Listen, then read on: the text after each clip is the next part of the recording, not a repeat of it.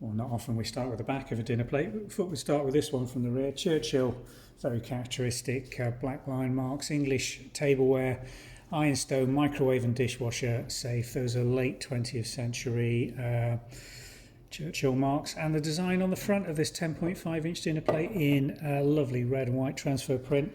Very well recognised Churchill design called the Brook, with that lovely cottage with the clouds, trees and this ambling brook coming under this little footbridge in the foreground.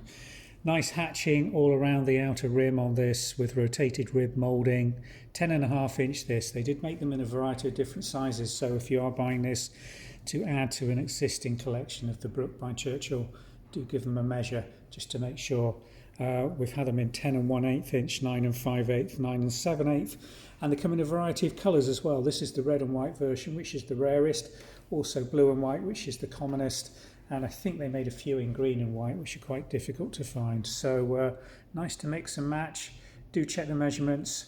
Churchill, late 20th century, the Brook, red and white china, 10.5 inch dinner plate. There's a link in the description below which will take you through to the website listing for more details. Thanks for watching.